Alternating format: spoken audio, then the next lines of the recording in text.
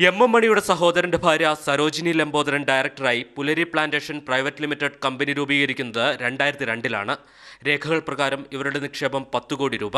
2014-ൽ ഈ കമ്പനി രാജാക്കാട് ഏലം option centre ആരംഭിക്കുന്നതിന് ശ്രമം നടത്തിയിരുന്നു. അന്ന് ലൈസൻസ് ലഭിക്കുന്നതിന് സ്പൈസസ് ബോർഡിന് നൽകിയ അപേക്ഷയുടെ പകർപ്പാണിത്. ഈ കത്തിൽ സൂചിപ്പിക്കുന്നതനുസരിച്ച് ഈ കമ്പനിയുടെ ആസ്തി 139 കോടി രൂപയാണ്.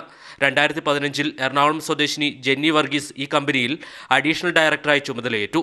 കമ്പനിയിൽ ഇവരുടെ നിക്ഷേപം 50 കോടി രൂപ. ഇതിനുശേഷമാണ് എം മണിയുടെ സഹോദരന്റെ മകൻ രജീഷ് ഈ കമ്പനിയുടെ മാനേജിംഗ് ഡയറക്ടറായി ചുമതലയേൽക്കുന്നത്.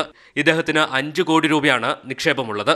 ഇതിനു പുറമെ കോഴിക്കോട് സ്വദേശിയായ പ്ലാന്ററും സ്വർണ്ണ ബിസിനസ്സുകാരനുമായ ജയഷീർ 21 കോടി രൂപയും മേൽവിലാസം വ്യക്തമാക്കാത്ത പ്രവിഷ് എന്നയാൾ 50 കോടി രൂപയും നിക്ഷേപിച്ചിട്ടുണ്ട്. ഇതിനു പുറമെ 3 കോടി രൂപ വില വരുന്ന ഭൂമിയും കമ്പനിയുടെ ഉടമസ്ഥതയിലുണ്ടെന്നാണ് അപേക്ഷയിൽ വ്യക്തമാക്കുന്നത്. 139 കോടി രൂപ ആസ്തിയുള്ള കമ്പനിയിൽ ലംബോദരനും കുടുംബത്തിനും 15 കോടി രൂപയാണ് നിക്ഷേപമുള്ളതെങ്കിലും കമ്പനിയുടെ നിയന്ത്രണം ഇവർക്ക് തന്നെയാണ്. എന്നാൽ കമ്പനിയിലെ നിക്ഷേപം ബാങ്ക് വായ്പയാണെന്നാണ് ലംബോദരന്റെ വിശദീകരണം. ഏലം ലേലത്തിന് ലൈസൻസ് ലഭിക്കാത്തതിനാൽ കമ്പനി പ്രവർത്തിക്കുന്നില്ലെന്നും എം ലംബോദരൻ വ്യക്തമാക്കുന്നു. ജൈനസ് രാജു, മാതൃഭൂമി ന്യൂസ്, കൊച്ചി.